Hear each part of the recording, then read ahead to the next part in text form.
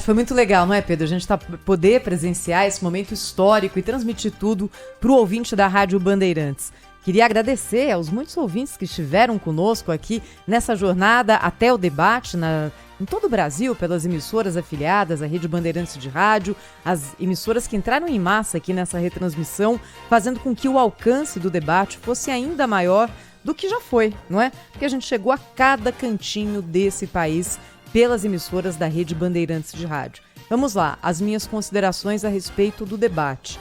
Para mim, em primeiro lugar, além do formato maravilhoso, interessante, que transformou um produto que às vezes dá até ali um pouquinho de tédio em algo vivo, em algo que chamou a atenção sem ser apelativo, que é o que eu sempre falo aqui, para mim, política não é circo, não concordo com esse tratamento do noticiário político e tudo que não é entretenimento, às vezes ali pende para o outro lado, para o lado mais sério. Esse formato fez com que os assuntos fossem tratados de forma séria, de forma correta e também chamando demais a atenção de todo mundo que estava acompanhando.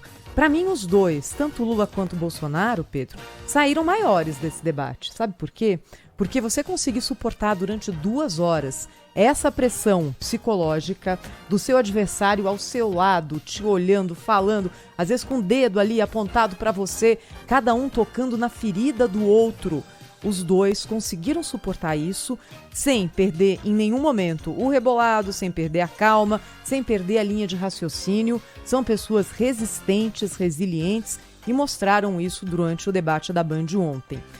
O primeiro bloco, dos 2 blocos em que aconteceu o embate direto entre Lula e Bolsonaro. Para mim, Lula foi melhor no primeiro, Bolsonaro foi melhor no segundo. Até porque a distribuição de tempo, na minha opinião, que foi ali a estratégia de Lula, não foi a das melhores para o candidato do PT, porque fez com que o candidato do PL tivesse 6 minutos para praticamente fazer um discurso ali no fim do segundo bloco. No primeiro bloco, o Lula saiu já se posicionando, principalmente em relação à Covid, e manteve esse assunto na vibração máxima. Conseguiu emparedar Bolsonaro. No segundo bloco, até com assuntos ligados à corrupção nos governos do PT, aconteceu o oposto, na minha opinião. Não sei se teve um vencedor do debate, se teve foi por pontos. Não houve ninguém nocauteado, na minha opinião. Agora, faltou coisa nesse debate. E faltou por responsabilidade dos candidatos, porque espaço, estrutura, plateia do Brasil inteiro, do mundo inteiro, isso a Band propiciou aos dois. Faltaram assuntos que eram ali primordiais. Para mim, ambos subiram ao palco do debate com a intenção de desconstruir o adversário.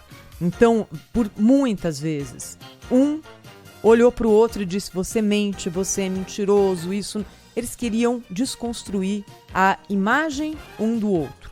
E aí, quando isso acontece, perguntas práticas, como aquelas dezenas, centenas que chegaram pra gente na sexta-feira, Pedro, quando a gente perguntou pro ouvinte da Rádio Bandeirantes o que você perguntaria para os candidatos, essas perguntas não surgiram no debate, porque os candidatos usaram o tempo que eles tinham, e que era muito, para outras coisas. Mas aí, minha gente, é a vida, é o jogo, é assim que segue e que a banda toca. E é claro que muita coisa a partir de agora também vai acontecer com base no debate da Band, porque ele coloca a vibração política lá no alto e ela continua nessa temperatura alta durante muito tempo. Olha, o segundo turno é daqui 2 semanas, eu acho que vai nessa temperatura até lá.